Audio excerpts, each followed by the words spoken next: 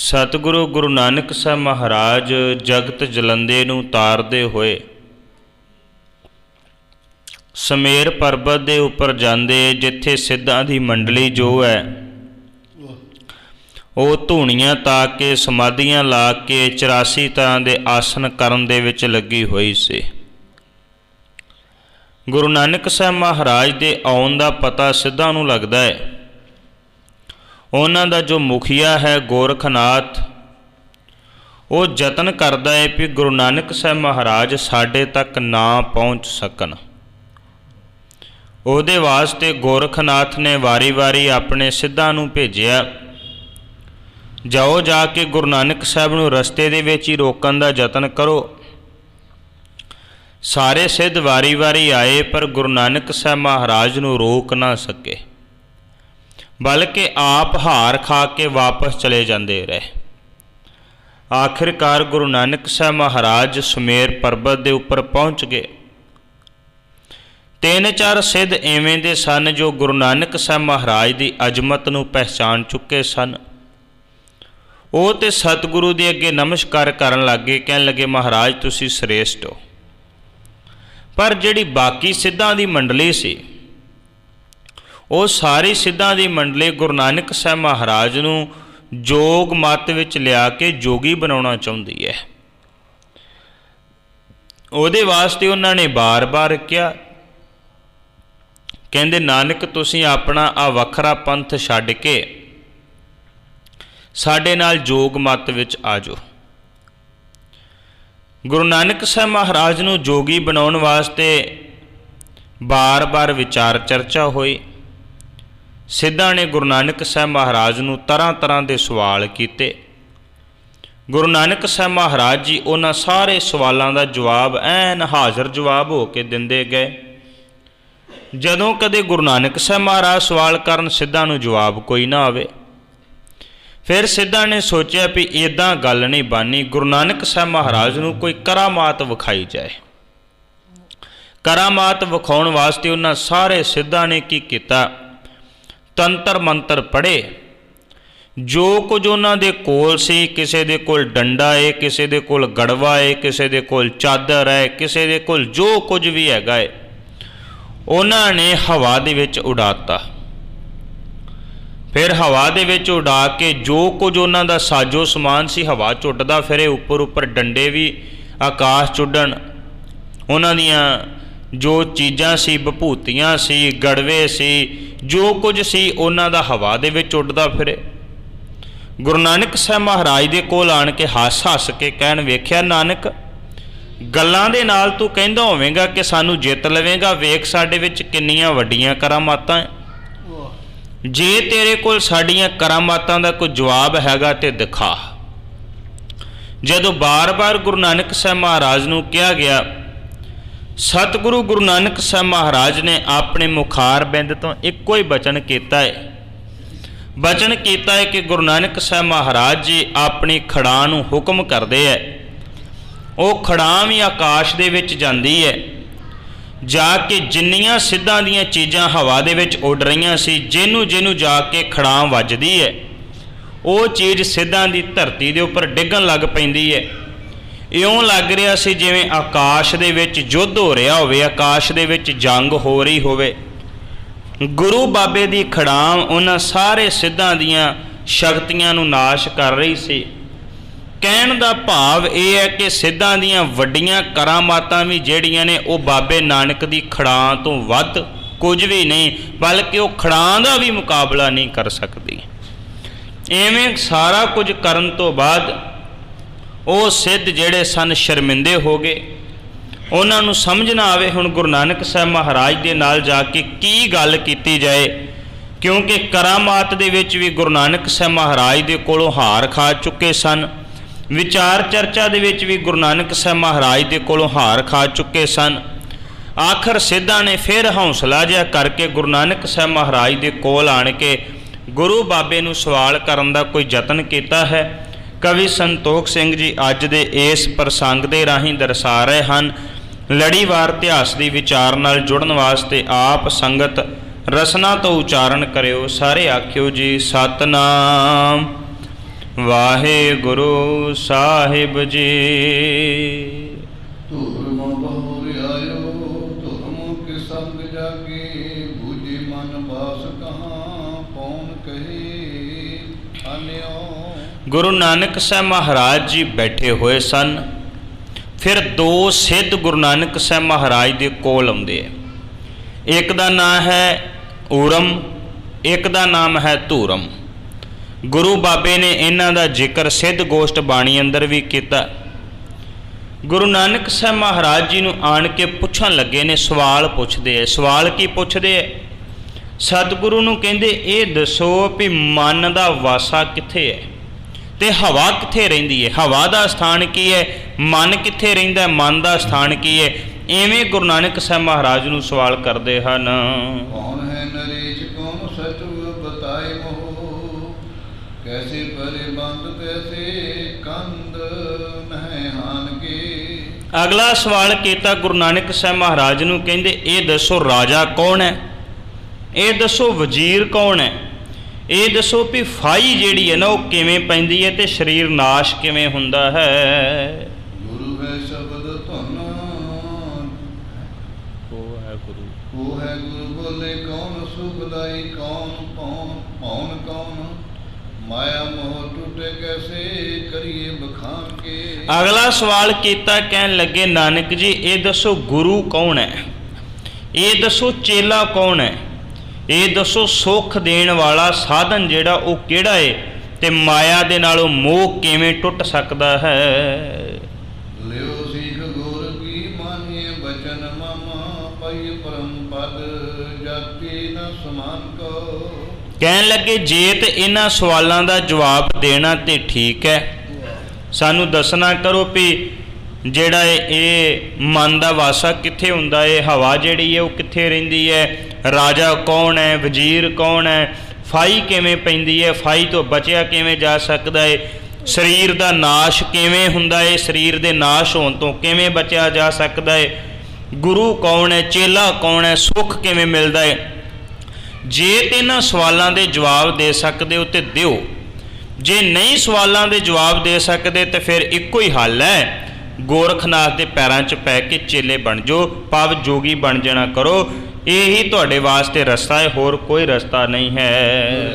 ਮਨ ਬਾਪ ਜਾਨ ਨਾ ਬਵੇ ਕੀ ਪਾਉਨ ਥਾਨ, ਮਨ ਕੇ ਨਰੇਸ਼ ਪ੍ਰਾਨ ਸਚ ਬਖਾਨੀ ਹੈ। ਗੁਰੂ ਨਾਨਕ ਸਾਹਿਬ ਮਹਾਰਾਜ ਜਵਾਬ ਦਿੰਦੇ, ਕਹਿਣ ਲੱਗੇ ਸਿੱਧੋ ਸੁਣੋ, ਤੁਹਾਡੇ ਸਵਾਲਾਂ ਦਾ ਜਵਾਬ ਦੇਣ ਲੱਗਿਆ। ਮਹਾਰਾਜ ਕਹਿਣ ਲੱਗੇ ਮਨ ਦਾ ਵਾਸਾ ਹਿਰਦੇ ਦੇ ਵਿੱਚ ਹੁੰਦਾ ਹੈ, ਹਿਰਦੇ ਦੇ ਵਿੱਚ ਮਨ ਵਸਦਾ ਹੈ। ਗੁਰੂ ਨਾਨਕ ਸਾਹਿਬ ਮਹਾਰਾਜ ਕਹਿੰਦੇ ਹਵਾ ਦਾ ਸਥਾਨ ਨਾਭੀ ਹੈ। ਮਨੁੱਖ ਸਵਾਸ ਲੈਂਦਾ ਹੈ, ਸਾਹ ਲੈਂਦਾ ਹੈ, ਉਹ ਹਵਾ ਜਿਹੜੀ ਉਹ ਧੁੰਨੀ ਤੱਕ ਜਾਂਦੀ ਹੈ, ਨਾਭੀ ਤੱਕ ਜਾਂਦੀ ਹੈ। ਬੰਦਾ ਬੋਲਦਾ ਹੈ ਨਾ, ਉਹਦਾ ਜਿਹੜੀ ਆਵਾਜ਼ ਹੈ ਉਹ ਵੀ ਨਾਭੀ ਤੋਂ ਸ਼ੁਰੂ ਹੁੰਦੀ ਹੈ ਤੇ ਨਾਭੀ ਤੋਂ ਸ਼ੁਰੂ ਹੋ ਕੇ ਗਲੇ ਤੱਕ ਆ ਕੇ, ਗਲੇ ਤੋਂ ਜ਼ੁਬਾਨ ਬੁੱਲਾਂ ਦੇ ਰਾਹੀਂ ਮਨੁੱਖ ਬਾਹਰ ਜੋ ਕੁਝ ਬੋਲਦਾ ਉਹ ਬਾਹਰ ਸੁਣਾਈ ਦਿੰਦੀ ਹੈ। ਇਹਨੂੰ ਵੀ ਜੋਗ ਮਤ ਵਾਲਿਆਂ ਨੇ 4 ਪ੍ਰਕਾਰ ਦੀ ਬੋਲੀ ਆਖਿਆ ਹੈ। ਪਹਿਲੀ ਜਿਹੜੀ ਹੈ ਉਹ ਜ਼ੁਬਾਨ ਦੇ ਨਾਲ, ਬੁੱਲਾਂ ਦੇ ਨਾਲ ਬੋਲੀ ਹੋਈ, ਬੁੱਲਾਂ ਨਾਲ ਬੋਲੀ ਨੂੰ ਮਦਰ ਧੁਨ ਕਿਹਾ ਜਾਂਦਾ ਹੈ। ਇਵੇਂ ਜਿਹੜੀ ਗਲੇ ਦੇ ਵਿੱਚ ਬੋਲੀ ਜਾਂਦੀ ਉਹਨੂੰ ਬੈਖਰੀ ਕਿਹਾ ਜਾਂਦਾ ਹੈ। ਨਾਭੀ ਦੇ ਵਿੱਚ ਬੋਲਣ ਵਾਲੀ, ਇੱਦਾਂ ਕਰਕੇ ਜਿਹੜੀ ਹੈ ਮਨੁੱਖ ਦੀ ਆਵਾਜ਼ ਵੀ ਨਾਭੀ ਤੋਂ ਸ਼ੁਰੂ ਹੁੰਦੀ, ਹਵਾ ਜਿਹੜੀ ਸਾਹ ਜਿਹੜਾ ਉਹ ਵੀ ਨਾਭੀ ਤੋਂ ਸ਼ੁਰੂ ਹੁੰਦਾ ਹੈ। ਗੁਰੂ ਨਾਨਕ ਸਾਹਿਬ ਮਹਾਰਾਜ ਕਹਿਣ ਲੱਗੇ, ਕਹਿੰਦੇ ਸਿੱਧੋ ਹਵਾ ਦਾ ਸਥਾਨ ਜਿਹੜਾ, ਹਵਾ ਦਾ ਵਾਸਾ ਜਿਹੜਾ ਉਹ ਨਾਭੀ ਦੇ ਵਿੱਚ ਹੁੰਦਾ ਹੈ। ਦੇਖੇ ਕੇ ਬੇਕਾਰ ਬਚ ਬੰਧਨ ਪਰਤ ਜਿਓ, ਦਸਵੇਂ ਦਰ ਕੌਣ ਰਹੇ ਕੰਧ ਨੀਚ ਹਾਨੀ ਹੈ। ਉਹਨਾਂ ਨੇ ਅਗਲਾ ਸਵਾਲ ਕੀਤਾ ਸੀ ਵੀ ਰਾਜਾ ਕੌਣ ਹੈ, ਵਜ਼ੀਰ ਕੌਣ ਹੈ। ਗੁਰੂ ਨਾਨਕ ਸਾਹਿਬ ਮਹਾਰਾਜ ਕਹਿੰਦੇ ਨੇ ਉਹ ਬੜਾ ਬੁਝਾਰਤ ਵਾਲਾ ਸਵਾਲ ਹੈ। ਆਪਾਂ ਕਹਾਂਗੇ ਦੇਸ਼ ਦਾ ਜਿਹੜਾ ਰਾਜਾ ਉਹ ਰਾਜਾ ਹੁੰਦਾ ਹੈ, ਉਹਦੇ ਮੰਤਰੀ ਜਿਹੜੇ ਵਜ਼ੀਰ ਹੁੰਦੇ ਆ, ਇਹ ਗੱਲ ਨਹੀਂ ਸੀ। ਬੜੀ ਗੁੰਝਲਦਾਰ ਗੱਲ ਪੁੱਛਣਾ ਚਾਹੁੰਦੇ ਸੀ ਗੁਰੂ ਨਾਨਕ ਸਾਹਿਬ ਨੂੰ, ਤੇ ਉਹ ਗੁੰਝਲਦਾਰ ਗੱਲ ਕੇਵਲ ਬਾਬਾ ਨਾਨਕ ਹੀ ਪੁੱਛ ਸਕਦੇ ਸਨ।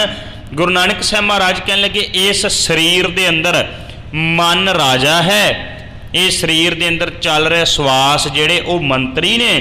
ਗੁਰੂ ਨਾਨਕ ਸਾਹਿਬ ਮਹਾਰਾਜ ਕਹਿੰਦੇ ਨੇ ਜੇ ਚਾਹੁੰਦੇ ਹੋ ਬੰਧਨਾਂ ਤੋਂ ਬਚਿਆ ਜਾਏ ਤੇ ਫਿਰ ਵਿਸ਼ੇ ਵਿਕਾਰ ਜਿਹੜੇ ਹਨ ਇਹਨਾਂ ਤੋਂ ਬਚ ਕੇ ਹੀ ਜੀਵ ਜਿਹੜਾ ਬੰਧਨਾਂ ਦੇ ਵਿੱਚੋਂ ਬਚ ਸਕਦਾ ਹੈ।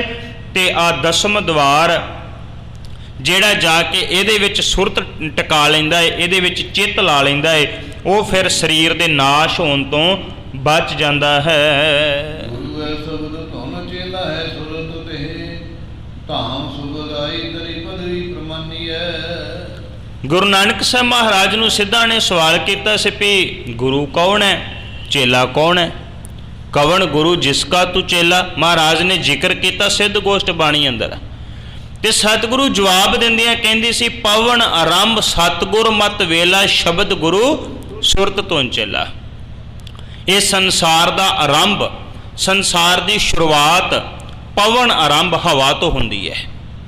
ਸਾਇੰਸ ਵੀ ਇਹੀ ਕਹਿੰਦੀ ਹੈ, ਗੁਰੂ ਨਾਨਕ ਸਾਹਿਬ ਮਹਾਰਾਜ ਦਾ ਘਰ ਵੀ ਇਹੀ ਕਹਿੰਦਾ ਹੈ, ਪਵਨ ਆਰੰਭ ਹਵਾ ਤੋਂ ਆਰੰਭਤਾ ਹੋਈ। ਸਾਇੰਸ ਕਹਿੰਦੀ ਹੈ ਵੀ ਗੈਸਾਂ ਸੀ, ਗੈਸਾਂ ਤੋਂ ਜਿਹੜਾ ਉਹਨਾਂ ਦੇ ਜੋੜ ਤੋੜ ਤੋਂ ਫਿਰ ਪਾਣੀ ਬਣਦਾ ਹੈ, ਆਕਸੀਜਨ ਹਾਈਡਰੋਜਨ ਉਹਨਾਂ ਦੇ ਮਿਲਾਪ ਤੋਂ ਪਾਣੀ ਪੈਦਾ ਹੋ ਗਿਆ, ਪਾਣੀ ਤੋਂ ਬਾਅਦ ਜਿਹੜਾ ਜੀਵ ਜੰਤੂ ਪੈਦਾ ਹੋ ਗਏ। ਸਤਿਗੁਰੂ ਵੀ ਬਾਣੀ 'ਚ ਕਹਿ ਰਹੇ ਨੇ ਕਿ ਪਹਿਲਾ ਮੁੱਢ ਜਿਹੜਾ ਉਹ ਪਾਣੀ ਹੈ, ਪਹਿਲਾ ਪਾਣੀ ਜੀਓ ਹੈ ਜਿਤ ਹਰਿਆ ਸਭ ਕੋਏ। ਤੇ ਪਾਣੀ ਕਿੱਥੋਂ ਬਣਿਆ? ਹਵਾ ਤੋਂ। ਸਤਿਗੁਰੂ ਕਹਿੰਦੇ ਪਵਨ ਆਰੰਭ। ਸਤਿਗੁਰੂ ਗੁਰੂ ਨਾਨਕ ਸਾਹਿਬ ਦੇ ਪਾਵਨ ਬਚਨ ਗੁਰੂ ਗ੍ਰੰਥ ਸਾਹਿਬ ਮਹਾਰਾਜ ਦੀ ਪਵਿੱਤਰ ਬਾਣੀ ਅੰਦਰ ਹੈ। ਗੁਰਦੇਵ ਕਹਿੰਦੇ ਨੇ ਸਾਚੇ ਤੇ ਪਵਣਾ ਭਇਆ। ਸਾਇੰਸ ਨੂੰ ਪੁੱਛਿਆ ਜਾਏ ਵੀ ਤੁਸੀਂ ਕਹਿੰਦੇ ਹੋ ਗੈਸਾਂ ਤੋਂ ਸਾਰਾ ਕੁਝ ਬਣਿਆ, ਗੈਸਾਂ ਕਿੱਥੋਂ ਆਉਂਦੀਆਂ? ਸਾਇੰਸ ਕੋਲ ਕੋਈ ਜਵਾਬ ਨਹੀਂ ਹੋਏਗਾ, ਪਰ ਗੁਰੂ ਨਾਨਕ ਸਾਹਿਬ ਕਹਿੰਦੇ ਮੈਂ ਦੱਸਦਾ ਹਾਂ ਸਾਚੇ ਤੇ ਪਵਣਾ ਭਇਆ। ਪਰਮਾਤਮਾ ਤੋਂ ਹਵਾ ਬਣੀ, ਪਵਣੇ ਦਾ ਅਰਥ ਹੈ ਹਵਾ। ਸਾਚੇ ਤੇ ਪਵਣਾ ਭਇਆ, ਪਵਣੇ ਤੇ ਜਲ ਹੋਏ, ਜਲ ਤੇ ਤ੍ਰਿਭਵਨ ਸਾਜਿਆ, ਘਟ ਘਟ ਜੋਤ ਸਮੋਏ। ਸਤਿਗੁਰੂ ਕਹਿੰਦੇ ਨੇ ਪਰਮਾਤਮਾ ਤੋਂ ਹਵਾ, ਹਵਾ ਤੋਂ ਪਾਣੀ ਬਣਦਾ ਏ, ਪਾਣੀ ਤੋਂ ਸਾਰਾ ਸੰਸਾਰ ਬਣਦਾ ਏ, ਤੇ ਉਹ ਸੰਸਾਰ ਦੇ ਵਿੱਚ ਪਰਮਾਤਮਾ ਰੱਬ ਆਪ ਵੀ ਬਿਰਾਜਮਾਨ ਹੈ। ਗੁਰੂ ਨਾਨਕ ਸਾਹਿਬ ਮਹਾਰਾਜ ਕਹਿੰਦੇ ਪਵਨ ਆਰੰਭ ਸਤਿਗੁਰ ਮਤ ਵੇਲਾ ਸ਼ਬਦ ਗੁਰੂ ਸੁਰਤ ਤੋਂ ਚੇਲਾ। ਆਹ ਬੰਦੇ ਕੋਲ ਜਿਹੜਾ ਸਮਾਂ ਹੈ, ਇਹ ਸਮਾਂ ਹੈ ਗੁਰੂ ਦੀ ਮੱਤ ਲੈਣ ਦਾ, ਗੁਰੂ ਦੀ ਸਿੱਖਿਆ ਲੈਣ ਦਾ। ਤੇ ਸਤਿਗੁਰੂ ਕਹਿੰਦੇ ਨੇ ਜਿਹੜਾ ਗੁਰੂ ਹੈ ਉਹ ਗੁਰੂ ਹੈ ਸ਼ਬਦ। ਆ ਜਿਹੜੀ ਉਹਦੀ ਸੁਰਤ ਹੈ ਇਹ ਚੇਲਾ ਹੈ। ਸੁਰਤ ਨੇ ਸ਼ਬਦ ਦੇ ਵਿੱਚ ਜਾ ਕੇ ਟਿਕਣਾ ਹੈ। ਇੱਦਾਂ ਗੁਰੂ ਨਾਨਕ ਸਾਹਿਬ ਮਹਾਰਾਜ ਉਹਨਾਂ ਸਿੱਧਾਂ ਦੇ ਸਵਾਲਾਂ ਦਾ ਜਵਾਬ ਦਿੰਦੇ ਹਨ। ਗਿਆਨ ਹੋਏ ਆਏ ਮਾਇਆ ਟੁੱਟ ਜਾਵੇ, ਗਿਆਨ ਹੋਏ ਆਵੇ ਮਾਇਆ ਮੋਹ ਟੁੱਟ ਜਾਵੇ, ਤਬ ਦੇਵ ਸਿੱਖ ਸਿੱਖਨ ਸਬਨ ਪਹਿਚਾਨੀਐ। ਸਿੱਧਾਂ ਨੇ ਸਵਾਲ ਕੀਤਾ ਸੀ ਮਾਇਆ ਦੇ ਬੰਧਨ ਕਿਵੇਂ ਟੁੱਟ ਸਕਦੇ ਐ, ਮਾਇਆ ਦੇ ਨਾਲੋਂ ਮੋਹ ਕਿਵੇਂ ਟੁੱਟ ਸਕਦਾ ਹੈ? ਗੁਰੂ ਨਾਨਕ ਸਾਹਿਬ ਮਹਾਰਾਜ ਜਵਾਬ ਦਿੰਦੇ ਕਹਿੰਦੇ ਸਿੱਧੋ, ਜਿਉਂ-ਜਿਉਂ ਬੰਦੇ ਨੂੰ ਗਿਆਨ ਹੁੰਦਾ ਜਾਂਦਾ ਏ, ਜਿਉਂ-ਜਿਉਂ ਬੰਦੇ ਨੂੰ ਸਮਝ ਆਉਂਦੀ ਜਾਂਦੀ ਹੈ, ਤਿਉਂ-ਤਿਉਂ ਮਨੁੱਖ ਦੇ ਅੰਦਰ ਦੇ ਜਿਹੜੇ ਮੋਹ ਦੇ ਬੰਧਨ ਹੈ ਉਹ ਟੁੱਟਦੇ ਜਾਂਦੇ ਨੇ। ਤੇ ਤੁਸੀਂ ਇਹ ਗੱਲਾਂ ਮੈਨੂੰ ਪੁੱਛਦੇ ਹੋ। ਗੁਰੂ ਨਾਨਕ ਸਾਹਿਬ ਮਹਾਰਾਜ ਕਹਿਣ ਲੱਗੇ ਇਵੇਂ ਕਰਕੇ ਤੁਹਾਡੇ ਇਹ ਜਿਹੜੇ ਸਵਾਲ ਹੈ ਉਹਨਾਂ ਦਾ ਜਵਾਬ ਦੇ ਰਿਹਾ ਹਾਂ। ਅਗਰ ਪੁਸ਼ਟ ਸ੍ਰੀ ਗੁਰੂ ਸੋ ਤੁਝ ਕੌਣ ਪਿਤਾ ਕੋ ਮੈਂ ਤਾਰੀ। ਗੁਰੂ ਨਾਨਕ ਸਾਹਿਬ ਮਹਾਰਾਜ ਦੇ ਕੋਲੋਂ ਊਰਮ ਤੇ ਧੂਰਮ ਸਵਾਲਾਂ ਦਾ ਜਵਾਬ ਲੈ ਕੇ ਪਿੱਛੇ ਹਟ ਗਏ। ਉਹਨਾਂ ਨੂੰ ਅੱਗੋਂ ਕੋਈ ਸਵਾਲ ਨਹੀਂ ਆਇਆ। ਫਿਰ ਦੁਬਾਰਾ ਆਉਂਦਾ ਹੈ ਗੁਰੂ ਨਾਨਕ ਸਾਹਿਬ ਮਹਾਰਾਜ ਦੇ ਕੋਲ ਧੰਗਰ। ਕੀ ਕਹਿੰਦਾ ਸਤਿਗੁਰੂ ਨੂੰ ਆਣ ਕੇ? ਕਹਿੰਦਾ ਇਹ ਤੁਸੀਂ ਦੱਸੋ ਤੁਹਾਡਾ ਪਿਤਾ ਕੌਣ ਹੈ, ਇਹ ਦੱਸੋ ਤੁਹਾਡੀ ਮਾਤਾ ਕੌਣ ਹੈ। ਆਪਾਂ ਸੰਸਾਰੀ ਤੌਰ ਦੇ ਉੱਪਰ ਵੇਖਾਂਗੇ ਤੇ ਗੁਰੂ ਨਾਨਕ ਸਾਹਿਬ ਮਹਾਰਾਜ ਦੇ ਬਾਰੇ ਕਹਿਣਾ ਪਏਗਾ ਕਿ ਪਿਤਾ ਮਹਿਤਾ ਕਲਿਆਣ ਦਾਸ ਜੀ ਸੀ, ਮਾਤਾ ਤ੍ਰਿਪਤਾ ਦੇਵੀ ਜੀ ਸੀ। ਐਸਾ ਨਹੀਂ, ਇਹ ਗੁੰਝਲਦਾਰ ਇੱਕ ਬੁਝਾਰਤ ਹੈ ਜਿਹਨੂੰ ਸਿੱਧ ਪੁੱਛਣਾ ਚਾਹੁੰਦੇ ਸਨ। ਗੁਰੂ ਨਾਨਕ ਸਾਹਿਬ ਨੂੰ ਸਵਾਲ ਕੀਤਾ ਜਾਂਦਾ, ਸਤਿਗੁਰੂ ਇਹ ਦੱਸੋ ਤੁਹਾਡੇ ਮਾਤਾ ਤੇ ਪਿਤਾ ਕੌਣ ਹਨ? ਜੋਗੀ ਭੋਗੀ ਕੇ ਸੋਗੀ ਕੇ ਦੋਹਰ ਕੀ ਹੈ ਬਹੁ ਸਾਚ ਉਚਾਰੀ। ਗੁਰੂ ਨਾਨਕ ਸਾਹਿਬ ਨੂੰ ਕਹਿਣ ਲੱਗੇ ਤੁਸੀਂ ਜੋਗੀ ਹੋ ਕਿ ਭੋਗੀ ਹੋ? ਭੋਗੀ ਦਾ ਅਰਥ ਹੁੰਦਾ ਜਿਹੜਾ ਰਸ ਭੋਗਣ ਵਾਲਾ, ਜਿਹੜਾ ਸੰਸਾਰ ਦੇ ਵਿੱਚ ਖਚਤ ਹੋਇਆ, ਤੇ ਜੋਗੀ ਦਾ ਅਰਥ ਹੁੰਦਾ ਜਿਹੜਾ ਸਾਰਾ ਕੁਝ ਛੱਡ ਕੇ ਤਿਆਗ ਕੇ ਪਰੇ ਹੋ ਜਾਵੇ। ਗੁਰੂ ਨਾਨਕ ਸਾਹਿਬ ਮਹਾਰਾਜ ਨੂੰ ਸਿੱਧ ਕਹਿੰਦੇ ਐ ਤੁਸੀਂ ਸੋਗੀ ਹੋ, ਸੋਗ ਕਰਨ ਵਾਲੇ ਭਾਵ ਜਿਹੜੇ ਗਮੀ ਦੇ ਵਿੱਚ ਪਏ ਹੋਏ, ਜਾਂ ਤੁਸੀਂ ਖੁਸ਼ ਰਹਿਣ ਵਾਲੇ ਹੋ। ਇਹਨਾਂ ਦੇ ਵਿੱਚੋਂ ਤੁਸੀਂ ਕੌਣ ਹੋ? ਸੱਚੋ ਸੱਚ ਸਾਨੂੰ ਇਹਨਾਂ ਗੱਲਾਂ ਦਾ ਜਵਾਬ ਦੇਣਾ ਕਰੋ।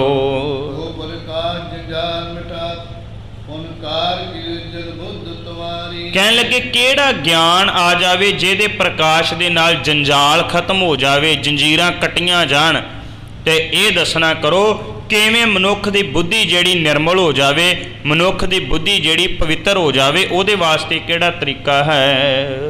ਗੁਰ ਕੇ ਉਪਦੇਸ਼ ਲਿਏ ਜਗ ਦੇ ਅਤੀਤ ਰਹੇ ਨਹਾਰੀ। ਸ਼ਰਤ ਸਾਰਿਆਂ ਜੋਗੀਆਂ ਦੀ ਇੱਕੋ ਹੀ ਹੈ।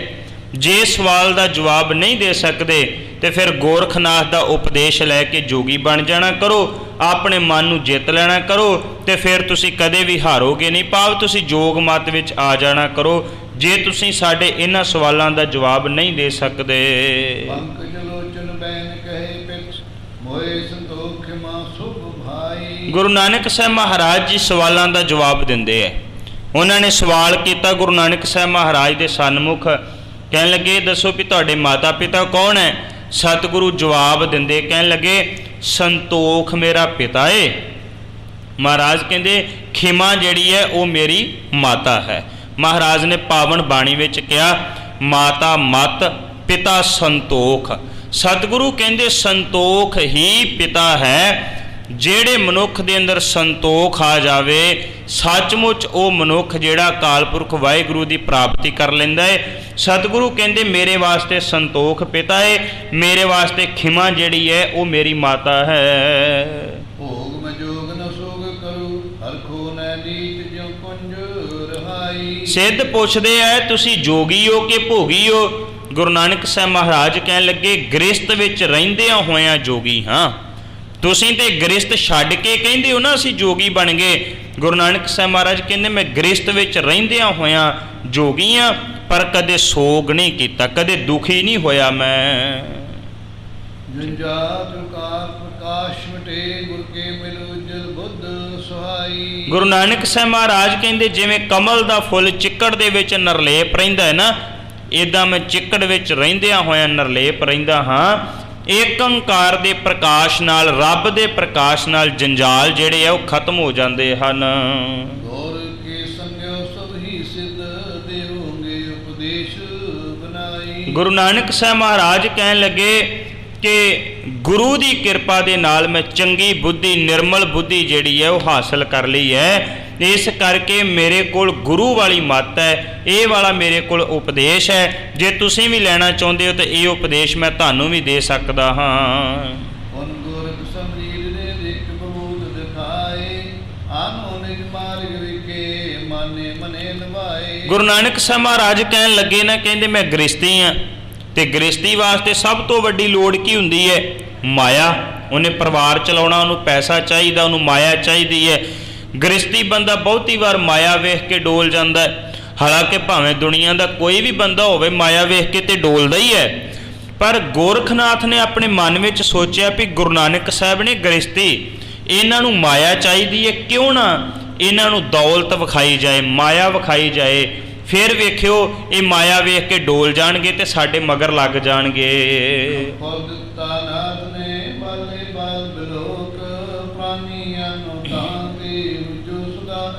ਗੁਰੂ ਨਾਨਕ ਸਾਹਿਬ ਮਹਾਰਾਜ ਨੂੰ ਇੱਕ ਖੱਪਰ ਦਿੱਤਾ ਗਿਆ। ਕਹਿਣ ਲੱਗੇ, ਕਹਿੰਦੇ ਨਾਨਕ ਤੁਹਾਡੇ ਨਾਲ ਚਰਚਾ ਕਰਦਿਆਂ ਥੱਕ ਗਿਆ ਵਾਂ। ਜਾਓ ਤੁਸੀਂ ਇੱਦਾਂ ਕਰੋ, ਬਾਰ-ਬਾਰ ਪਾਣੀ ਹੈ ਉੱਥੋਂ ਜਾਓ, ਸਰੋਵਰ ਦੇ ਵਿੱਚੋਂ ਤੁਸੀਂ ਪਾਣੀ ਭਰ ਕੇ ਲਿਆਓ। ਗੁਰੂ ਨਾਨਕ ਸਾਹਿਬ ਮਹਾਰਾਜ ਨੂੰ ਉਹ ਖੱਪਰ ਦਿੰਦੇ ਹੈ, ਤਲਾਅ ਦੱਸਦੇ ਹੈ ਕਿ ਗੁਰੂ ਨਾਨਕ ਸਾਹਿਬ ਮਹਾਰਾਜ ਨੂੰ ਕਹਿੰਦੇ ਜਾਓ ਉੱਥੋਂ ਪਾਣੀ ਭਰ ਕੇ ਲਿਆਉਣਾ ਕਰੋ।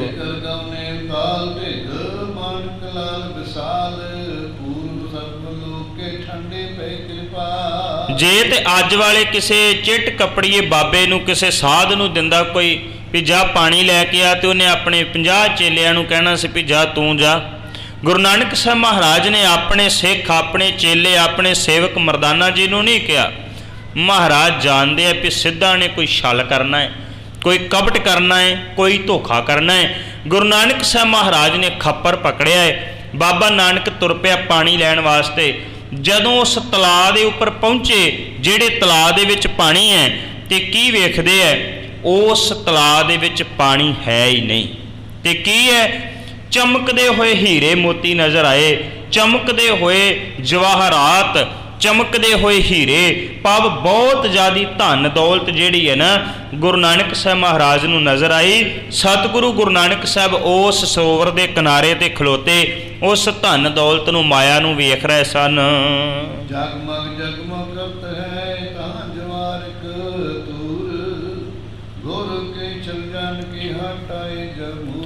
ਕੀ ਵੇਖਦੇ ਆ? ਜਗਮਗ ਜਗਮਗ ਹੋ ਰਹੀ ਹੀਰੇ ਚਮਕਦੇ ਪਏ ਨੇ।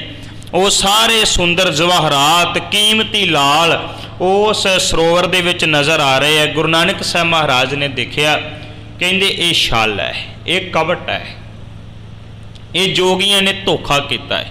ਪਰ ਬਾਬੇ ਦੇ ਨਾਲ ਧੋਖਾ ਤਾਂ ਨਹੀਂ ਨਾ ਹੋ ਸਕਦਾ। ਭਾਈ ਗੁਰਦਾਸ ਸਾਹਿਬ ਜੀ ਨੇ ਇਹ ਸਾਰੀ ਵਾਰਤਾਲਾਪ ਨੂੰ ਆਪਣੀਆਂ ਪੌੜੀਆਂ ਦੇ ਵਿੱਚ ਅੰਕਿਤ ਕੀਤਾ ਹੈ। ਭਾਈ ਗੁਰਦਾਸ ਸਾਹਿਬ ਕਹਿੰਦੇ, ਖੱਪਰ ਦਿੱਤਾ ਨਾਥ ਜੀ, ਪਾਣੀ ਭਰ ਲੈਵਣ ਉੱਠ ਚਾਲਾ, ਬਾਬਾ ਆਇਆ ਪਾਣੀਐ, ਡਿਠੈ ਰਤਨ ਜਵੇਹਰ ਲਾਲਾ। ਗੁਰੂ ਨਾਨਕ ਸਾਹਿਬ ਮਹਾਰਾਜ ਨੇ ਜਦੋਂ ਤੱਕਿਆ, ਸਤਿਗੁਰ ਗੰਮ ਅਗਾਧ ਪੁਰਖ, ਕਿਹੜਾ ਝੱਲੇ ਗੁਰੂ ਦੀ ਝਾਲਾ। ਗੁਰੂ ਤੇ ਅਗੰਮ ਅਗਾਧ ਪੁਰਖ ਹੈ, ਉਹਦੀ ਝਾਲ ਕੌਣ ਝੱਲ ਸਕਦਾ ਹੈ? ਉਹਦੇ ਨਾਲ ਛਲ ਕਪਟ ਧੋਖਾ ਕੌਣ ਕਰ ਸਕਦਾ ਹੈ?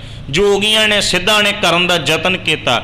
ਹੋਇਆ ਕਿ ਫੇਰ ਆਇਆ ਗੁਰਨਾਥ ਜੀ। ਗੁਰੂ ਨਾਨਕ ਸਾਹਿਬ ਮਹਾਰਾਜ ਵਾਪਸ ਆ ਗਏ।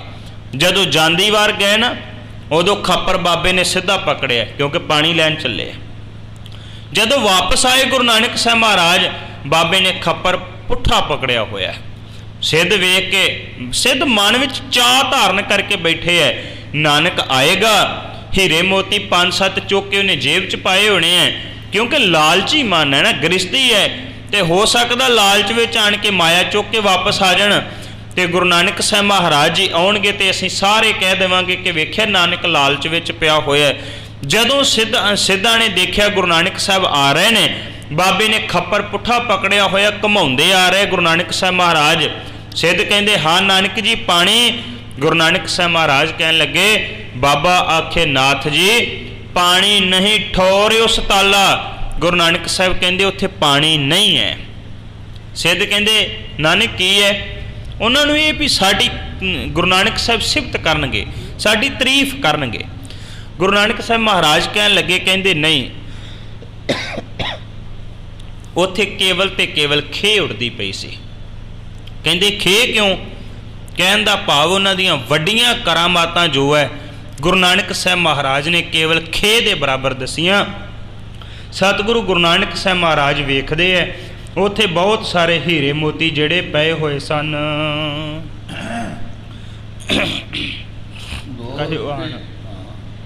ਗੋਰ ਗਿਆਨ ਤੇ ਨੀਲ ਹੈ, ਖੱਪਰ ਲਿਓ ਸਮਾਲ, ਬੈਠੇ ਬੋਲ ਸੁਨੀ ਪੁਹੈ ਸ਼੍ਰੀ ਗੁਰੂ ਦੀਨ ਦਿਆਲ। ਗੁਰੂ ਨਾਨਕ ਸਾਹਿਬ ਮਹਾਰਾਜ ਕਹਿਣ ਲੱਗੇ, ਕਹਿੰਦੇ ਗੋਰਖਨਾਥ ਆ ਆਪਣਾ ਖੱਪਰ ਸਾਂਭ ਲੈ। ਉੱਥੇ ਕੋਈ ਪਾਣੀ ਨਹੀਂ ਸੀ। ਗਰੀਬਾਂ ਦੇ ਉੱਪਰ ਦਇਆ ਕਰਨ ਵਾਲੇ ਗੁਰੂ ਨਾਨਕ ਸਾਹਿਬ ਮਹਾਰਾਜ ਜੀ ਦੁਬਾਰਾ ਫਿਰ ਆਣ ਕੇ ਉੱਥੇ ਬੈਠ ਜਾਂਦੇ ਹੈ। ਇੱਦਾਂ ਕਰਕੇ ਸਿੱਧਾਂ ਦੇ ਨਾਲ ਲੰਬੀ ਵਿਚਾਰ ਚਰਚਾ ਜਿਹੜੀ ਹੈ ਉਹ ਉੱਥੇ ਹੁੰਦੀ ਹੈ। ਗੁਰੂ ਨਾਨਕ ਸਾਹਿਬ ਮਹਾਰਾਜ ਜੀ ਤੇ ਸਿੱਧ ਜਿਹੜੇ ਸਨ ਗੁਰੂ ਨਾਨਕ ਸਾਹਿਬ ਮਹਾਰਾਜ ਦੇ ਨਾਲ ਚਰਚਾ ਕਰਦੇ ਹੈ, ਪਾਣੀ ਲੈਣ ਵਾਸਤੇ ਭੇਜਦੇ ਹੈ। ਪਰ ਉੱਥੇ ਗੁਰੂ ਨਾਨਕ ਸਾਹਿਬ ਮਹਾਰਾਜ ਜੀ ਦੇ ਕੋਲੋਂ ਫਿਰ ਵੀ ਉਸ ਕਰਾਮਾਤ ਦੇ ਵਿੱਚ ਵੀ ਉਹ ਜਿਹੜੇ ਸਿੱਧ ਤੇ ਜੋਗੀ ਲੋਕ ਹਨ ਉਹ ਹਾਰ ਜਾਂਦੇ ਹਨ। ਪਛਹਾਰੇ ਸਭ ਹੀ ਜਵੇ ਕੇ ਬਦਲੀਤ ਨ ਪਾਏ, ਹੋਰ ਚਿੰਤਾ ਕਰਵੇ ਹੋਤ ਬਾਦੇ ਪਾਏ। ਜਦੋਂ ਸਾਰੇ ਸਿੱਧ ਜੋਗੀ ਜਿਹੜੇ ਸਨ ਹਾਰ ਗਏ, ਉਹਨਾਂ ਨੂੰ ਕੋਈ ਅੱਗੋਂ ਗੱਲ ਨਹੀਂ ਆਉਂਦੀ ਪਈ, ਸਮਝ ਨਹੀਂ ਆਉਂਦੀ ਪਈ ਕਿਹੜੇ ਤਰੀਕੇ ਨਾਲ ਗੁਰੂ ਨਾਨਕ ਸਾਹਿਬ ਮਹਾਰਾਜ ਨੂੰ ਜਿੱਤਿਆ ਜਾਏ। ਤੇ ਉਹ ਜਿਹੜੇ ਸਿੱਧ ਹਨ ਚਿੰਤਾ ਦੇ ਵਿੱਚ ਬੈਠੇ ਹੋਏ ਨੇ, ਗੱਲਬਾਤ ਦੇ ਰਾਹੀਂ ਗੁਰੂ ਨਾਨਕ ਸਾਹਿਬ ਨੂੰ ਜਿੱਤ ਨਹੀਂ ਸਕੇ, ਤਾਕਤਾਂ ਦੇ ਰਾਹੀਂ ਕਰਾਮਾਤਾਂ ਦੇ ਰਾਹੀਂ ਗੁਰੂ ਨਾਨਕ ਸਾਹਿਬ ਨੂੰ ਜਿੱਤ ਨਹੀਂ ਸਕੇ। ਇੱਦਾਂ ਕਰਕੇ ਚਿੰਤਾ ਦੇ ਵਿੱਚ ਜਿਹੜੇ ਉਹ ਬੈਠੇ ਹੋਏ ਸਨ।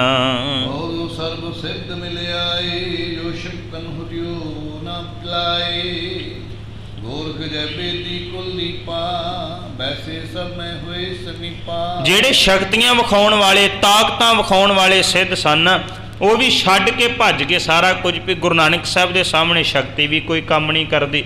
ਜਿਹੜੇ ਚਰਚਾ ਕਰਨ ਵਾਲੇ ਸਨ, ਜਿਨ੍ਹਾਂ ਵਿਚਾਰ ਚਰਚਾ ਕੀਤੇ, ਉਹ ਵੀ ਛੱਡ ਕੇ ਦੌੜ ਗਏ। ਗੁਰੂ ਨਾਨਕ ਸਾਹਿਬ ਨੂੰ ਗੱਲਾਂ ਦੇ ਵਿੱਚ ਵੀ ਕੋਈ ਜਿੱਤ ਨਹੀਂ ਸਕਦਾ।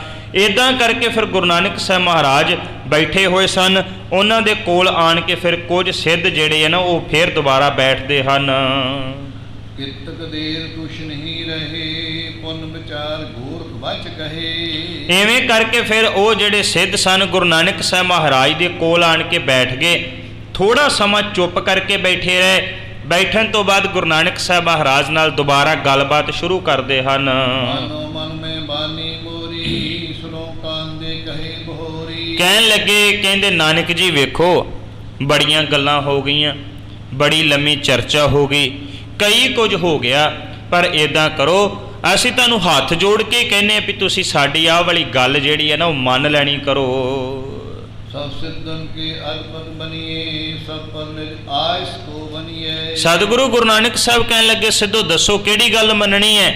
सिद्ध कहंदे, नानक जी तुसीं साडे मालक बन जाओ, तुसीं जोग मत विच आ जाओ, साडे आगू तुसीं साडे आगू बन जाना करो, साडे स्वामी बन जाओ, साडे मालक बन जाओ। ਜਿਹੜਾ ਹੁਕਮ ਤੁਸੀਂ ਕਰਿਆ ਕਰੋਗੇ ਉਹ ਹੁਕਮ ਅਸੀਂ ਮੰਨਣ ਵਾਸਤੇ ਤਿਆਰ ਹੋਵਾਂਗੇ।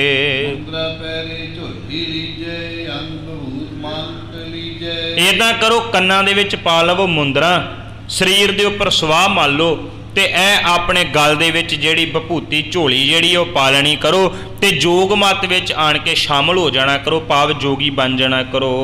ਆਪਣੀ ਦੇਹੂ ਹੰਡਾਵੇ, ਸਿੱਧ ਜਮਾਤੀ ਮੈਂ ਅਬ ਆਵੇ। ਆਪਣੇ ਸਰੀਰ ਦੇ ਉੱਪਰ ਆਹ ਵਾਲੀ ਗੋਦੜੀ ਜਿਹੜੀ ਝੋਲੀ ਪਾਈ ਹੁੰਦੀ, ਇਹ ਤੁਸੀਂ ਵੀ ਪਾ ਲੈਣਾ ਕਰੋ। ਇੱਦਾਂ ਕਰਕੇ ਤੁਸੀਂ ਗੁਰੂ ਨਾਨਕ ਸਾਹਿਬ ਮਹਾਰਾਜ ਨੂੰ ਕਹਿੰਦੇ ਵੀ ਸਿੱਧ ਮੰਡਲੀ ਦੇ ਵਿੱਚ ਸ਼ਾਮਲ ਹੋ ਜਾਣਾ ਕਰੋ।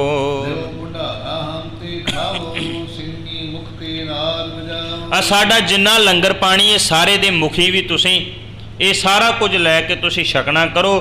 ਤੇ ਇੱਦਾਂ ਕਰਕੇ ਮੂੰਹ ਦੇ ਨਾਲ ਜਿਹੜੇ ਸਿੰਗੀ ਹੈ ਉਹਨੂੰ ਤੁਸੀਂ ਵਜਾਉਣਾ ਕਰੋ। ਆਦਮ ਕੇ ਡੰਡਾ ਰਹੇ ਕਮ ਸਿੱਧਨ ਪ੍ਰਤੀਤ, ਮਾਂ ਸ਼ਕਤ ਕੇ ਪਾਏ ਹੋ ਜੋ ਸਗਲਾ ਜਗਰੀਤ। ਕਹਿੰਦੇ ਹੱਥ ਦੇ ਵਿੱਚ ਤੁਸੀਂ ਡੰਡਾ ਫੜ ਲੈਣਾ ਕਰੋ, ਜੋ ਜੋਗ ਮਤ ਦੀਆਂ ਨਿਸ਼ਾਨੀਆਂ ਨੇ।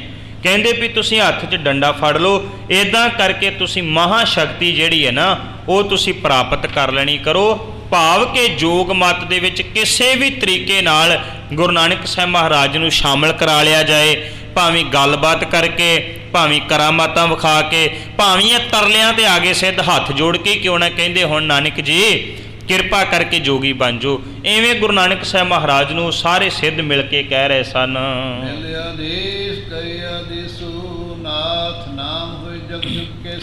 ਕਹਿਣ ਲੱਗੇ, ਕਹਿੰਦੇ ਨਾਨਕ ਜੀ ਜਦੋਂ ਇੱਕ ਦੂਜੇ ਨੂੰ ਮਿਲਦੇ ਹੋ ਫਿਰ ਤੁਸੀਂ ਆਦੇਸ਼ ਕਹੋ, ਭਾਵ ਜਿਵੇਂ ਵੀ ਕੋਈ ਮਨੁੱਖ ਦੂਸਰੇ ਮਨੁੱਖ ਨੂੰ ਮਿਲਦਾ ਹੈ ਆਪਣੇ ਆਪਣੇ ਧਰਮ ਅਨੁਸਾਰ ਉਹਨੂੰ ਕੋਈ ਨਾ ਕੋਈ ਚੀਜ਼ ਕਹਿੰਦਾ ਹੈ। ਸਿੱਖ ਨੂੰ ਮਿਲਦਾ ਹੈ ਵਾਹਿਗੁਰੂ ਜੀ ਕੀ ਫਤਿਹ ਬੁਲਾਉਂਦਾ ਹੈ, ਭਾਵੇਂ ਆਮ ਸਮਾਜਿਕ ਤੌਰ ਦੇ ਉੱਪਰ ਆਪਾਂ ਸਤਿ ਸ਼੍ਰੀ ਅਕਾਲ ਕਹਿੰਦੇ ਹਾਂ। ਕੋਈ ਸਨਾਤਨੀ ਵੀਰ ਮਿਲਦਾ ਉਹ ਰਾਮ ਰਾਮ ਕਹਿੰਦਾ ਹੈ, ਕੋਈ ਖੁਦਾ ਆਫਿਸ ਕਹਿੰਦਾ ਹੈ, ਕੋਈ ਐਵੇਂ ਕਰਕੇ ਵਾਲੇਕੁਮ ਸਲਾਮ ਆਖਦਾ ਹੈ। ਜਿਹੜੇ ਸਿੱਧ ਲੋਕ ਸਨ ਇੱਕ ਦੂਜੇ ਨੂੰ ਮਿਲਦੇ ਆ ਤੇ ਉਹ ਆਦੇਸ਼ ਕਹਿੰਦੇ ਆ। ਆਦੇਸ਼ ਦਾ ਅਰਥ ਹੁੰਦਾ ਨਮਸਕਾਰ। ਕਹਿੰਦੇ ਨਾਨਕ ਜੀ ਤੁਸੀਂ ਵੀ ਆਦੇਸ਼ ਕਹੋ, ਅਸੀਂ ਵੀ ਤੁਹਾਨੂੰ ਆਦੇਸ਼ ਕਿਹਾ ਕਰਾਂਗੇ। ਇੱਦਾਂ ਕਰਕੇ ਜੋਗ ਮਤ ਵਿੱਚ ਆਣ ਕੇ ਤੁਹਾਡੀ ਉਮਰ ਜਿਹੜੀ ਉਹ ਵੀ ਵੱਡੀ ਹੋ ਜਾਵੇਗੀ। ਕਹਿਣ ਲੱਗੇ, ਕਹਿੰਦੇ ਤੁਸੀਂ ਜੋਗ ਮਤ ਦੇ ਇਕੱਠ ਵਿੱਚ ਰਹਿ ਕੇ ਬਹੁਤ ਸਾਰੇ ਸੁੱਖ ਪ੍ਰਾਪਤ ਕਰ ਸਕਦੇ ਹੋ, ਤੇ ਇੱਦਾਂ ਕਰਕੇ ਤੁਸੀਂ ਸੁੱਖ ਪ੍ਰਾਪਤ ਕਰੋ। ਇੱਕ ਮਾਈ ਦੇ ਸਾਡੇ ਨਾਲ ਪਵ ਪੁੱਤਰ ਬਣ ਜਾਣਾ ਕਰੋ। ਹਾਂਜੀ ਲਓ ਲੋਏ ਲੋਏ ਆਸਨ ਕਰੋ, ਸਰਬ ਕਰਾਏ ਭੰਡਾਰੇ, ਹੁਕਮ ਨਾਓ ਤਾਂ ਤਹਿ ਅਸਵਿਦ ਕੀਜੇ ਕਾਰ। ਕਹਿੰਦੇ ਇੱਦਾਂ ਕਰਕੇ ਫਿਰ ਸਾਡੇ ਨਾਲ ਆਸਨਾਂ ਦੇ ਵਿੱਚ ਬਹੁ, ਜੋਗ ਆਸਨ ਕਰੋ, ਭੰਡਾਰੇ ਲਾਓ, ਕਈ ਤਰੀਕੇ ਜਿਹੜੇ ਆ ਤੁਸੀਂ ਵਰਤਣਾ ਕਰੋ। ਸਿੱਧਾ ਭਾਵ ਸੀ ਕਹਿਣ ਦਾ ਵੀ ਤੁਸੀਂ ਕਿਸੇ ਵੀ ਤਰੀਕੇ ਦੇ ਨਾਲ ਜੋਗ ਮਤ ਵਿੱਚ ਆ ਜਾਓ। ਗੁਰੂ ਨਾਨਕ ਸਾਹਿਬ ਮਹਾਰਾਜ ਫਿਰ ਉਹਨਾਂ ਸਿੱਧਾਂ ਨੂੰ ਜਵਾਬ ਦੇਣ ਵਾਸਤੇ ਸ਼੍ਰੀ ਜਪਜੀ ਸਾਹਿਬ ਜੀ ਦੀ ਪਾਵਨ ਪਵਿੱਤਰ ਗੁਰਬਾਣੀ ਆਪਾਂ ਪੜ੍ਹਦੇ ਹਾਂ। ਉਸ ਪਾਵਨ ਬਾਣੀ ਦੀਆਂ ਸਤਿਗੁਰੂ ਨੇ 4 ਪੌੜੀਆਂ ਉਹਨਾਂ ਸਿੱਧਾਂ ਦੇ ਸਨਮੁਖ ਉਚਾਰਨ ਕਰਕੇ ਉਪਦੇਸ਼ ਦਿੱਤਾ। ਬਾਬੇ ਨੇ ਸਤਿਗੁਰੂ ਨੇ ਕਿਹਾ, ਪਹਿਲੀ ਪੌੜੀ ਦੇ ਰਾਹੀਂ ਮੁੰਦਾ ਸੰਤੋਖ ਸਰਮਪਤ ਝੋਲੀ, ਧਿਆਨ ਕੀ ਕਰੈ ਬੈ ਭੂਤ, ਖਿੰਥਾ ਕਾਲ ਕੁਆਰੀ ਕਾਇਆ, ਜੁਗਤ ਡੰਡਾ ਪ੍ਰਤੀਤ, ਆਈ ਪੰਥੀ ਸਗਲ ਜਮਾਤੀ, ਮਨ ਜੀਤੈ ਜਗ ਜੀਤ, ਆਦੇਸ਼ ਤਿਸੈ ਆਦੇਸ਼, ਆਦ ਅਨੀਲ ਅਨਾਦ ਅਨਾਹਤ, ਜੋਗ ਜੋਗ ਏਕ ਹੋਵੇ। ਸਿੱਧੋ ਮੈਂ ਪਹਿਲਾਂ ਹੀ ਮੁੰਦਰਾਂ ਪਾਈਆਂ ਹੋਈਆਂ। ਸਿੱਧ ਕਹਿੰਦੇ ਕਿਹੜੀਆਂ? ਸਤਿਗੁਰੂ ਕਹਿੰਦੇ ਸੰਤੋਖ ਦੀਆਂ ਮੁੰਦਰਾਂ ਪਾਈਆਂ। ਮਹਾਰਾਜ ਕਹਿੰਦੇ ਪਹਿਲਾਂ ਹੀ ਮੈਂ ਝੋਲੀ ਪਾਈ ਹੋਈ ਹੈ। ਕਹਿੰਦੇ ਕਾਹਦੀ? ਸਤਿਗੁਰੂ ਕਹਿੰਦੇ ਗਿਆਨ ਦੀ, ਧਿਆਨ ਦੀ। ਇਹ ਕੁਆਰੀ ਕੰਨਿਆ ਭਾਵ ਵਾਸ਼ਨਾਵਾਂ ਵਿਕਾਰਾਂ ਤੋਂ ਰਹਿਤ ਇਹ ਮੇਰਾ ਸਰੀਰ, ਇਹ ਪਹਿਲਾਂ ਹੀ ਮੇਰੇ ਵਾਸਤੇ ਝੋਲੀ ਹੈ। ਸਤਿਗੁਰੂ ਕਹਿੰਦੇ ਇਹ ਹੱਥ ਵਿੱਚ ਡੰਡਾ ਫੜਦੇ ਹੋ ਨਾ, ਇਹ ਮੇਰੇ ਵਾਸਤੇ ਪਹਿਲਾਂ ਵਿਸ਼ਵਾਸ ਹੀ ਮੇਰਾ ਡੰਡਾ ਹੈ। ਸਤਿਗੁਰੂ ਗੁਰੂ ਨਾਨਕ ਸਾਹਿਬ ਕਹਿੰਦੇ ਤੁਹਾਡੀ ਆਈ ਪੰਥੀ ਸਭ ਤੋਂ ਵੱਡੀ, ਭਾਵ ਸਿੱਧਾਂ ਦੇ 12 ਪੰਥ ਹੈ, ਆਈ ਪੰਥੀ ਸਭ ਤੋਂ ਵੱਡੀ ਉਹਨਾਂ ਦੀ ਜਮਾਤ ਹੈ। ਮਹਾਰਾਜ ਕਹਿੰਦੇ ਮੇਰੇ ਵਾਸਤੇ ਮਨ ਨੂੰ ਜਿੱਤ ਲੈਣਾ ਹੀ ਸਭ ਤੋਂ ਵੱਡਾ ਸਾਰਾ ਕੁਝ ਹੈ। ਤੁਸੀਂ ਆਪਸ ਦੇ ਵਿੱਚ ਆਦੇਸ਼ ਕਹਿੰਦੇ ਹੋ, ਮੈਂ ਅਕਾਲ ਪੁਰਖ